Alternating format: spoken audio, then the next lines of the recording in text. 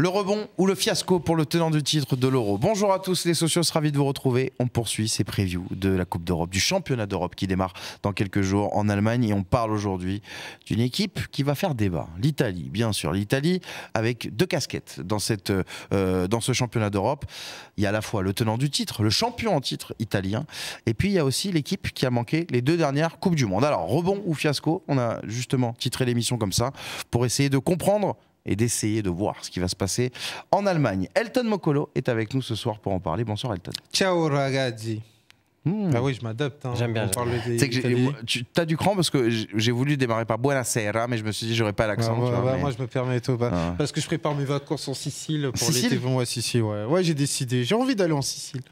Il y a quoi comme équipe en Sicile? Il y avait Catane à l'époque. Ouais, ça. Il y avait Catane. Un petit match de série B, quoi. Palerme, oui, mais après, en Serie A, ça a disparu. D'ailleurs, il y a beaucoup plus de. Il y a eu un papier qui faisait état des clubs. En fait, on a 17. C'est des clubs du Nord. 17 clubs du Nord, voilà. Ouais, 17 clubs qui sont dans le nord de l'Italie. Il y a un côté nord-sud qui a toujours existé. Il y a une disparité là qui est vraiment une disparité. Ouais. Et puis avec nous, on a un sociologue de l'Italie profonde, Abdelatif, qui est avec nous ce soir. Abdel Kissif. Comment ça va? Ça va, bonsoir Sam, bonsoir Elliot, bonsoir Elliot. Elton, c'est la version italienne. Elliot. Non, en fait, il fait référence au proprio de Milan, ça. Ah oui, je pense à ça. Comme c'est deux prénoms qui sont. C'est un bon copain, hein. Il rattrape bien. Il est bon. Comment ça va? Ça va très bien. C'est bon, t'as révisé? Ouais, parce que là, c'est ton moment. Hein. En plus, tu nous as vendu la Serie A depuis 10 ans au groupe des 5. Pour la petite anecdote, je vais aller en vacances en Italie là, au mois d'août, une petite semaine dans le sud. Voilà. On va rentrer dans le vif du sujet justement sur cette équipe italienne. Comme je disais, Abdel, double casquette, avec donc tenant du titre de l'Euro, avec un parcours assez incroyable il y a 3 ans. Mais entre-temps, nouvelle plantade pour la Coupe du Monde de 2022, changement d'entraîneur, non pas après cet échec, mais après la Ligue des Nations en 2023. Donc on est sur une, Italie qui est en totale transition. En fait, Spalletti vient d'arriver. Comment tu peux juger cette équipe, par exemple? Est-ce qu'aujourd'hui, toi, tu peux, par rapport à la forme du moment, te baser sur ce qui a été fait en qualif avec Mancini en partie, ou uniquement sur ce que tu vois avec Spalletti? Comment on aborde justement, côté italien, cette compétition? C'est intéressant, si tu veux, parce qu'il y a quand même eu un travail d'entamé avec Mancini. Il n'est pas parti en laissant, entre guillemets, un champ de ruines derrière lui. Il faut savoir que juste après la Coupe du Monde, et c'est pour ça que malgré tout, je respecte beaucoup ce coach, il a fait une sorte de revue d'effectifs où il a convoqué au camp de base italien une quarantaine, voire une cinquantaine de joueurs. Et c'est là où il a sélectionné des joueurs comme Gatti, notamment, qui évoluait à l'époque en Série B, qui n'était pas encore à la Juve. Et il a essayé quand même de rebâtir quelque chose de nouveau, parce que c'est vrai que c'était une équipe un petit peu vieillissante à l'Euro 2021, même si, évidemment, que les Bonucci, les Chiellini et autres étaient vraiment excellents sur cette compétition. Mais il fallait quand même rebâtir quelque chose de nouveau. Et je pense que c'est ce qui va permettre quand même à notre ami Spalletti de bâtir sur quelque chose qui était quand même préexistant. Même si, attention, il a beaucoup de travail, il a un chantier qui est conséquent. Mais ce que je veux dire, c'est que la base de ce chantier existe déjà. Parce que Mancini n'est pas, je le répète, il n'est pas parti en laissant le néant derrière lui. Il est parti, il a essayé quand même de travailler sur une certaine base. Et cette base, on la retrouve aujourd'hui. Notamment sur le schéma tactique, même si Mancini terminait plus sur une défense à 3 et même si Spalletti parlait il y a quelques mois d'un retour à une défense à 3, je pense que c'est pour ça que dans la liste, et on en parlera après, il a pris beaucoup de défenseurs polyvalents, les Darmian, les Di Marco. On sait que c'est des joueurs qui peuvent, pour Darmian, jouer piston, jouer latéral et même jouer central dans une défense à 3. Di Marco, il peut jouer latéral dans une défense à 4 et piston dans une défense à 3 ou à 5.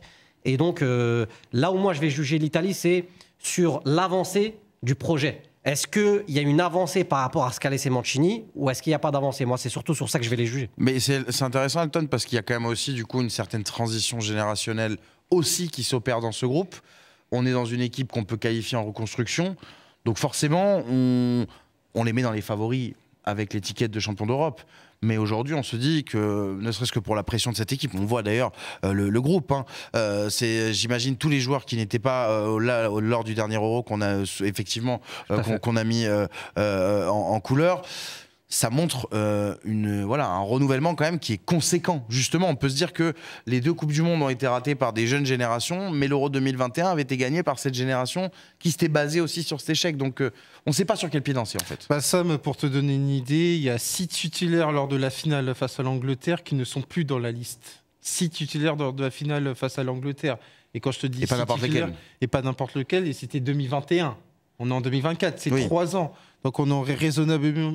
On aurait pu penser que ces joueurs-là auraient pu continuer. Bon, après, c'est vrai que Bonucci et Chiellini étaient à un âge avancé. Mais on ne s'attendait pas à ce que Marco Verratti, par exemple, Berardi aussi. De la circulation. Ouais. Berardi, pour le coup, il a été blessé. Immobile n'a pas été appelé. Spinazzola n'est pas là.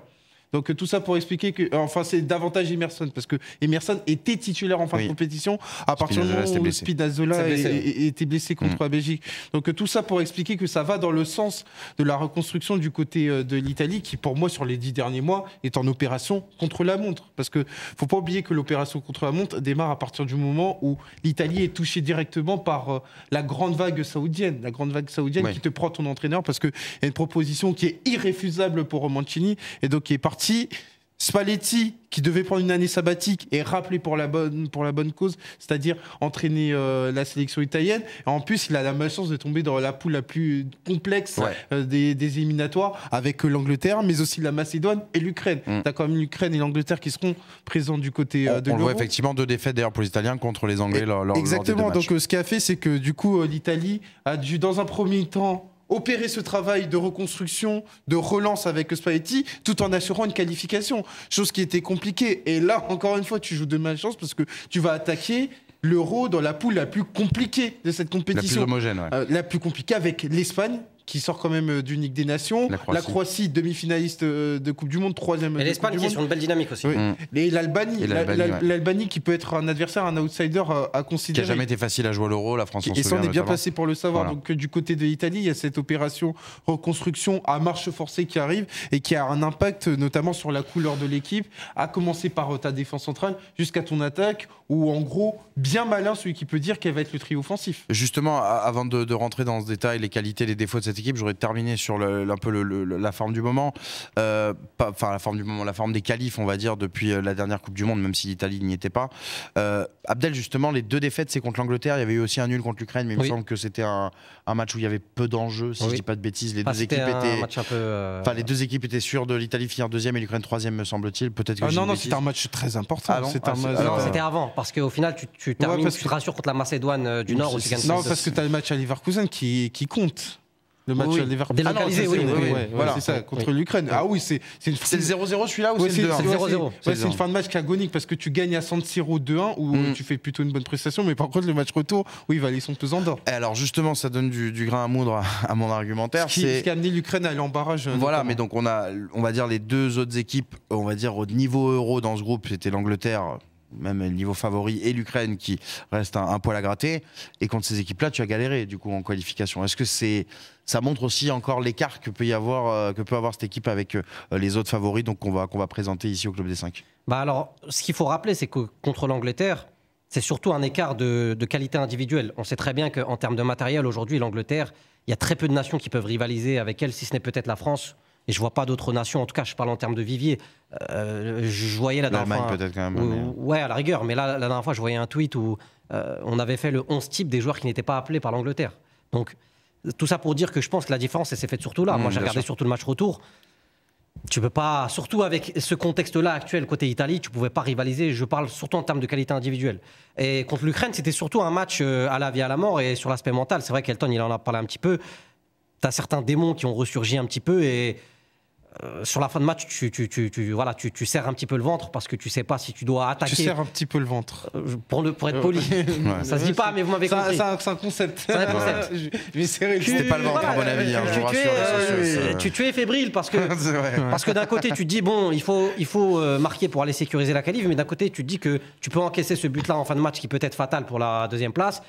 Et il y a ce dernier match à domicile face à la Macédoine du Nord qui te rappelle le match de barrage déjà pour la Coupe du Monde où tu perds contre cette même équipe.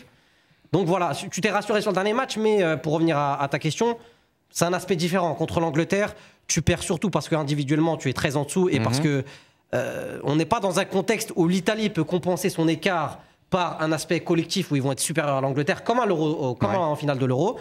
Et contre l'Ukraine, tu as un petit peu cet aspect mental où tu te dis que tu peux pas quand même louper 2 compétitions d'affilée, la Coupe du Monde et l'Euro. Et c'est vrai qu'à ce attention, niveau-là, petit fact-checking, le dernier match c'était face à l'Ukraine justement. Oui, 0-0 tout à fait, c'est ça. Ouais, c'est ça. Ok. C'est pour ça que Le 0-0, à la fin tu voyais les Italiens, ça cherchait même plus à attaquer. Et oui, parce que. Non, en plus, non, ça y est, ça me regarde. Évidemment, tu avais des traumatismes liés à ce qui s'était passé contre la Macédoine du Nord. Mine de rien, c'était proche, c'était 2022, c'était un an avant. Et du côté de l'Italie, bon, même si tu avais l'aspect barrage, vaut mieux éviter les barrages par rapport à ce qui s'était passé contre la Macédoine. C'était pas des barrages cette année en plus. C'était pas des barrages. C'était un beau bordel aussi à ce niveau-là. Donc, on va essayer de, malgré tout ce qu'on vient de dire, de disséquer cette équipe et de déceler les forces en présence. On va se concentrer sur les qualités de cette équipe. Je vais commencer d'abord avec toi, Elton, parce que Abdel va s'auto-répondre tout seul parce que je trouve que sa qualité et son défaut pas se contredisent, mais se font face. Elton, toi, tu nous en parlais déjà il y a quelques instants. Pour toi, ce qui peut faire du bien à cette équipe italienne, ça va être ce qu'il y a sur le banc, notamment le plus important, Luciano Spalletti, qui sort d'un titre avec le Napoli et qui certes découvre le costume de sélectionneur, mais pour toi, c'est son management qui peut faire du bien à cette équipe-là avec ce groupe-là. On a mis en avant le travail de reconstruction du côté de l'Italie. On sait très bien que du côté de cette Italie, comme lors de l'Euro dernier, il n'y a pas non plus un crack mondial, un crack international, celui qui est capable de changer la face d'une rencontre. C'est davantage le collectif qui va se mettre en avant. Raison pour laquelle je vais mettre Spalletti, parce que même si ça va être son premier tournoi, en tant que sélectionneur, en tant que numéro 1 du côté de la nationale, et pour moi, un Spalletti, je pense qu'il sera en mesure justement de faire en sorte que l'Italie soit une équipe compétitive via le tableau noir. Parce qu'il y a quand même de la qualité dans cette équipe italienne. Tu peux capitaliser sur l'influence de la Serie A. Ça, c'est quand même un élément notable. Les joueurs de l'Inter, tu peux même mettre en avant les joueurs de Naples qui, en un an, même s'ils ont fait un championnat un championnat qui a été catastrophique, ils n'ont pas non plus perdu leur qualité. Et je pense que sous Spalletti, ils seront concernés. Tu peux mettre en avant aussi la forme des joueurs de l'Atalanta. Bon, même si il y a malheureusement le cas Calvini qui s'est blessé lors de la dernière journée et qui sera absent pour une longue période, mais tu as quand même Scamacca. Donc il y a ces influences-là sur lesquelles tu peux capitaliser et je pense que Spalletti est l'homme le plus à même à l'instant T pour l'Italie d'harmoniser tout ça et de faire en sorte que l'équipe italienne va peut-être pas aller au bout, mais soit en capacité d'être compétitive, à commencer par un match face à l'Albanie, puis l'Espagne et enfin la Croatie. Oui, surtout même si c'est que la Ligue des Nations et que ça fait pas, comment dire, référence pour ce haut niveau, mais on a vu que même en ratant la Coupe du Monde, l'Italie a réussi à aller faire une 3e place en Ligue des Nations. Alors, en perdant sa demi contre l'Espagne, certes, mais cette équipe... tu prends but à la 88e de Rosselló. Voilà, est capable d'être toujours là, finalement. Comme souvent, l'Italie, c'est aussi parce qu'en fait, il y a 2 réalités qui sont différentes. C'est-à-dire que le grand public va mettre en avant le fait que l'Italie a raté 2 Coupes du Monde, à juste titre. De la même manière que je te dirais que l'Italie, sur les 3 dernières compétitions européennes, donc l'Euro, c'est quand même 2 finales et un quart de finale incroyable contre l'Allemagne. Je me souviens, le match à Bordeaux avait été quand même de grandes volées. Et tu as aussi cette 3e place. Le dernier grand match à Bordeaux. Tu as aussi cette 3e place en Ligue des Nations. Donc c'est une Italie à 2 visages sur les compétitions. C'est-à-dire qu'en Europe, on fait quand même un certain travail et pour moi ça aura une influence sur ce qu'ils vont faire parce que je suis convaincu qu'ils vont sortir de la phase de groupe et par contre c'est vrai que c'est un groupe qui est moins qualitatif ne veut pas dire à négliger parce que ça reste quand même le champion d'Europe en titre et avec Spalletti pour mener tout ça, la championne d'Europe en titre, le champion d'Europe en titre, ça peut être le pays. Abdel, pardon, décidément on a du mal avec les prénoms aujourd'hui. Abdel, juste assez intéressant toi la qualité que tu veux nous proposer parce que Elton vient de parler justement de l'expérience qu'a pu avoir l'Italie lors des précédentes compétitions pour performer. Finalement, cette année, on n'aura pas beaucoup d'expérience dans cette équipe. C'est un peu la jeunesse prend le pouvoir côté Italie. Oui, comme je l'avais dit, il y avait avant Spalletti déjà il y avait une revue d'effectifs et c'est un débat qui persiste. Il faut savoir beaucoup en Italie depuis quelques années, à savoir le vivier dont dispose l'Italie et la place qu'ont les jeunes en Italie. Elton, je pense qu'il est bien renseigné là-dessus. Il faut savoir qu'aujourd'hui, pour qu'un jeune Italien perce en Serie A de manière viable, c'est assez compliqué. Et pourquoi je te parle de ça? Parce que là, très récemment, ça vous a pas échappé, l'Italie est championne d'Europe en U17. C'est vrai, ils ont gagné cette semaine au moment où on tourne. C'est ça, ils ont gagné brillamment contre le Portugal et on parle beaucoup de 2 joueurs qui sont décrits comme des phénomènes. Camarda, ça, tu l'aimes bien, ça, c'est bien. Camarda, j'aime beaucoup, qui est du côté de l'AC Milan, et le petit Liberali.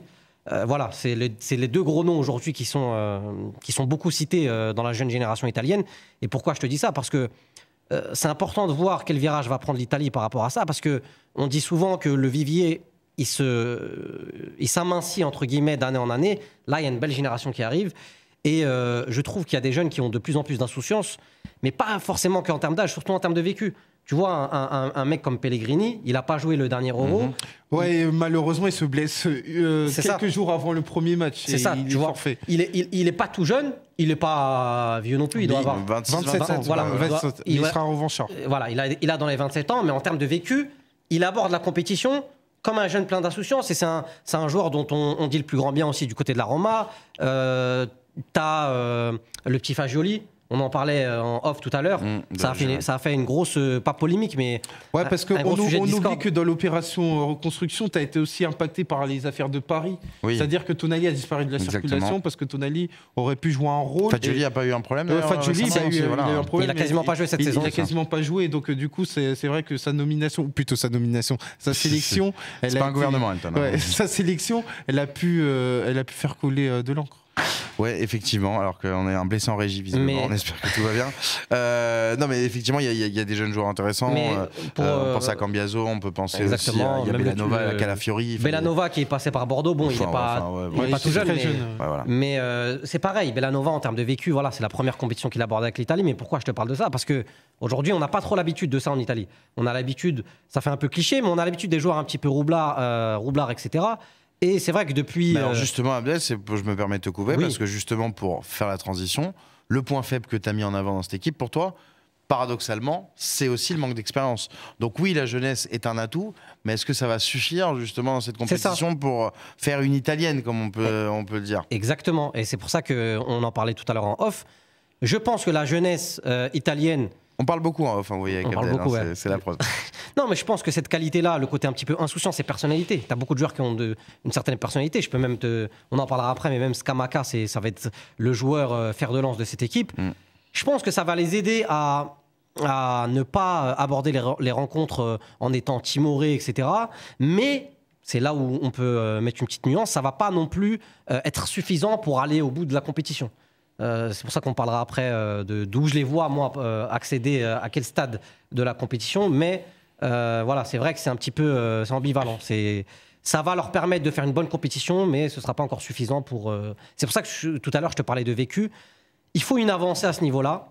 Donc ça peut être une compétition plus de transition que d'attente particulière. Exactement. Ouais, mais le problème, c'est que la transition, elle arrive dans une poule, c'est la poule de la mort. C'est-à-dire que, encore une fois, il va falloir être compétitif. Il va falloir vite transiter. Il va falloir être compétitif le plus rapidement possible et que, en gros, tu as un statut à défendre. C'est pour ça que c'est quand même un paradoxe parce que, d'un côté, ok, on admet le fait qu'il y a une opération reconstruction parce qu'encore une fois, tu es sur une opération contre la montre. On sait très bien que du côté de l'Italie, tu as un certain prestige et quand tu es champion d'Europe en titre, en gros, tu peux pas arriver et m'expliquer que face à l'Albanie, face à l'Espagne, face à la Croatie, en la qualité de championne d'Europe en titre, en gros, tu vas devoir revoir tes ambitions à la baisse. C'est ça le drame, entre guillemets, de l'Italie, c'est qu'il va falloir faire de l'opérationnel. Mais je pense qu'on aura quand même des belles surprises à ce niveau-là.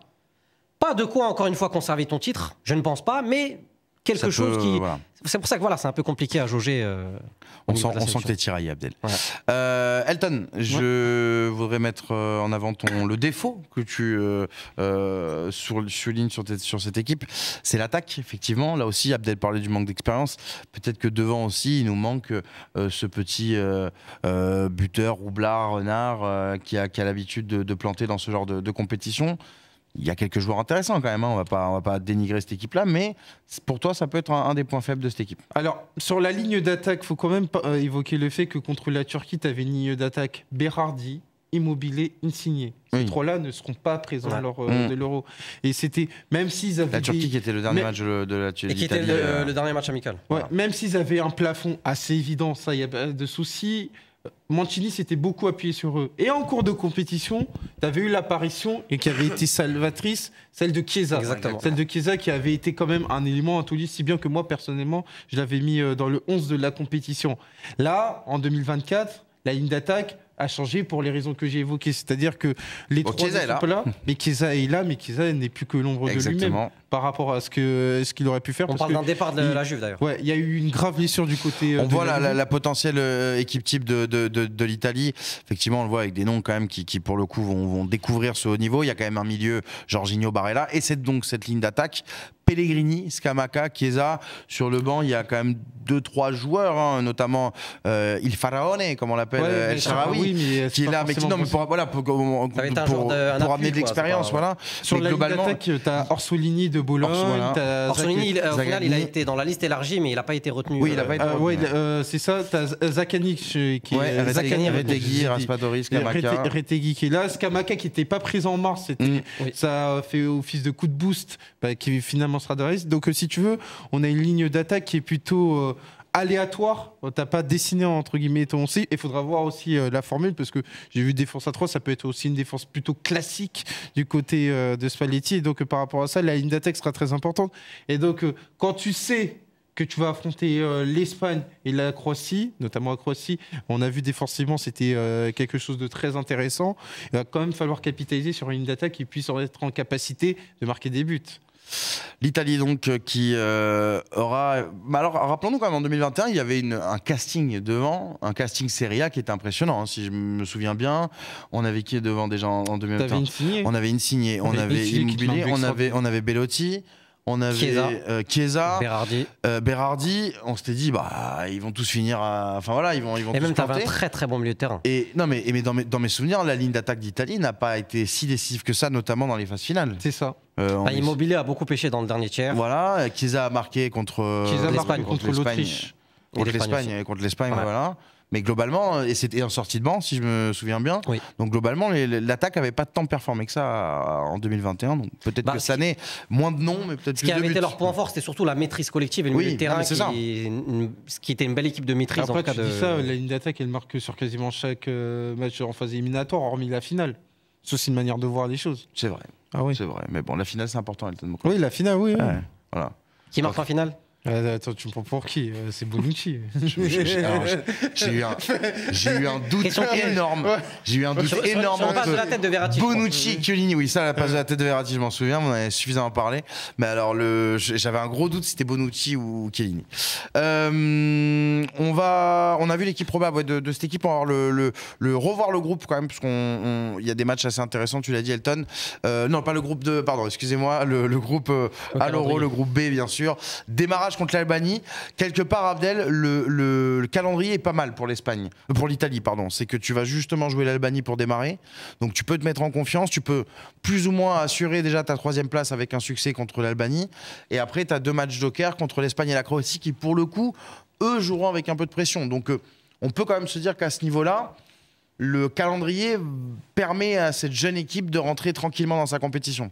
C'est pour ça qu'en général. Tranquillement, moi je demande d'avoir. Non, mais. Attends, tu préfères jouer l'Albanie, la Croatie ou l'Espagne? Sans dire qu'il y en a une qui est l'Albanie, oui. Là où moi je rejoins totalement Sam, c'est que si tu as des résultats défavorables en commençant Espagne-Croatie et que tu termines par l'Albanie, mentalement, tu n'abordes pas la compétition de la même manière. Et je vais même te dire, pour le deuxième match, ce qui peut être intéressant pour l'Italie, c'est que si l'Espagne se plante contre la Croatie, le deuxième match, l'Espagne, c'est victoire obligatoire. Donc, je trouve quand même qu'il y a des motifs d'espoir pour l'Italie. Justement, sans vouloir faire de transition préparée, on va parler de ce que vous voyez pour la suite de la compétition pour l'Italie. C'est l'instant avec notre partenaire Winamax, bien sûr, qu'on remercie de nous accompagner historiquement au Club des 5 depuis beaucoup d'années. Juste avant de commencer quand même, avant de partir sur l'instant au tableau, je vous rappelle que jouer comporte des risques. Que ça doit être, comme vous allez le voir en ce moment, enfin dans quelques instants, un petit jeu sympa entre nous. On va essayer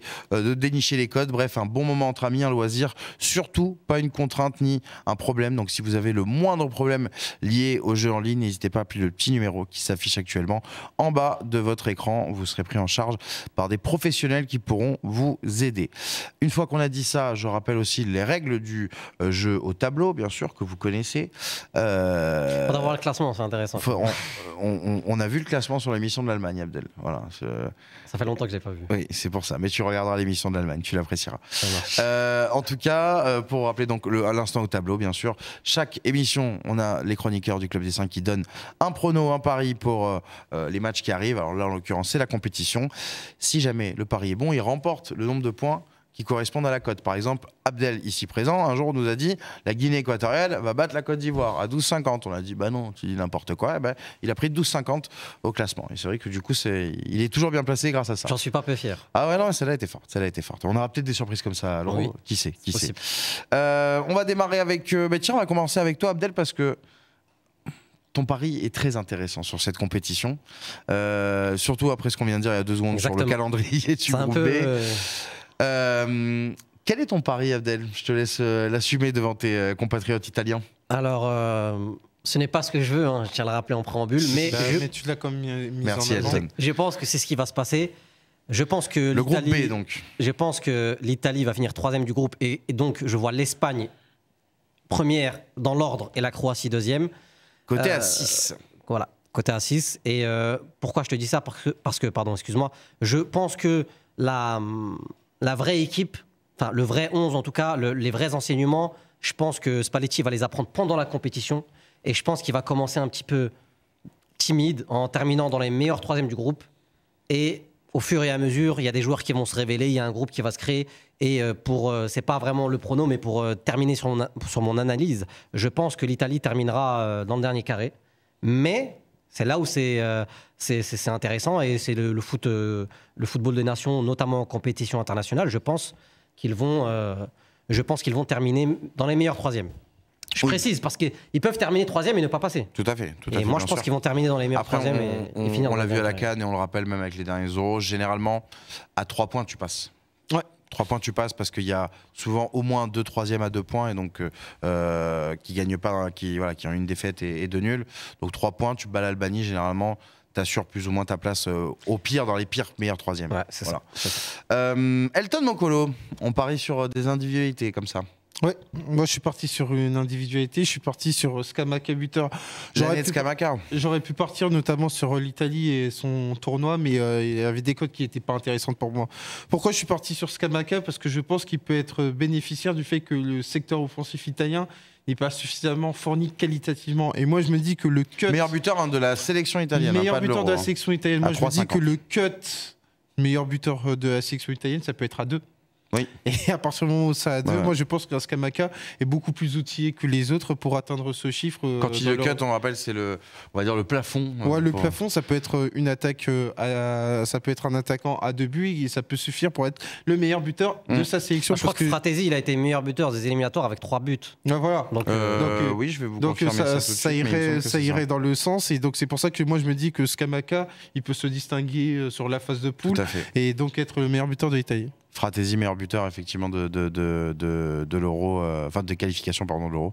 Et on le voit, seulement 16 buts inscrits pour l'Italie. Donc là aussi, on est sur une moyenne de buts à peu près de 1,5. Tu peux le dire, c'est familique.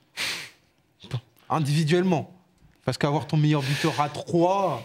Écoute, jusqu'en 2022, ça me faisait beaucoup plaisir à cause de 2006 de rappeler aux Italiens quand ils faisaient mal les choses. Mais maintenant, j'ai plus... Bon, les gens ils diront comparaison n'est pas raison, mais meilleur buteur, c'est des éliminatoires, c'est Lukaku qui a 14. Oui. C'est pour donner un chiffre. Non, mais là où Elton a raison, si Scamacca finit meilleur buteur de l'Italie avec 2 buts, je suis pas étonné, quoi. C'est ça. Oui, non, bien sûr. Bon, 2 buts, enfin, le meilleur buteur de l'Italie, il a combien? Chiesa, il avait marqué quoi? 3 buts en 2024 contre l'Autriche, l'Espagne. Autriche-Espagne, c'est tout. Il marque pas en poule. Il marque pas contre la Turquie le 3-0, Chiesa. Bonne question. Ma mémoire me fait défaut, j'ai pas envie de dire de bêtises. Oui, bon voilà. On va vérifier avec le VAR. C'est ça, et les socios en commentaire nous reprendront et nous diront quand on fait quand on dit des bêtises. On s'arrête là pour l'instant. Winamax bien sûr au tableau, donc on verra au fur et à mesure de la compétition. C'était hier contre l'Allemagne. Enfin contre l'Allemagne, non, pour l'Allemagne. Non, et tu le verras pour la première émission de l'Euro. Tiens, on remettra bien sûr pour la première émission de l'Euro. Il y a Fares en régie qui me regarde et qui se dit mince, on va devoir le préparer, ce petit classement pour le premier match de l'Euro. On va s'arrêter là. là les amis pour cette émission. On continuera bien sûr toute la semaine nos previews. Il nous reste encore pas mal d'équipes à aborder, notamment la France, on a le Portugal, l'Angleterre. Voilà, il y a encore de belles équipes. L'Espagne dont on va parler dans le Club des 5. Donc continuez, n'hésitez pas à commenter, à nous dire vous aussi voilà, les attentes que vous avez, les qualités, les défauts que vous trouvez aux équipes, le joueur le plus attendu, la surprise. Donnez-nous aussi vos avis, vos pronos aussi pour la compétition. Et comme ça, on pourra comparer tout ça. Surtout pour nos sociaux supporters de l'Italie, je sais qu'ils sont très à cheval sur... Ouais, ils sont assez... Ouais. Généralement, faut pas déconner. Exactement. Faut pas déconner, faut être précis. On espère qu'on l'a été le plus possible. Merci beaucoup, Abdel. Merci à vous, merci à toi Sam, merci à Elton. On se voit pendant la compétition du coup. Bien sûr. On espère que ça ira plus loin que le Maroc quand même, non? Non, ça c'était pas, pas obligatoire ça. Ça dépend de quelle compétition. Non, parce qu'à la Cannes, on t'a abandonné tôt quand même. Oui, c'est vrai. Mais voilà. je préfère plus en parler. Bah ouais, ok, d'accord. Voilà. On chasse les mauvais souvenirs. C'est ça. Merci beaucoup, Elton. On se revoit bientôt sur la chaîne du Club des 5 pour très vite. de nouveaux contenus, bien évidemment. Et puis merci à vous, les socios. Rendez-vous donc très vite pour de nouvelles previews. N'hésitez pas à liker cette émission, bien sûr, avant de quitter la vidéo. Et puis on se dit à très bientôt sur la chaîne du Club des 5. Ciao.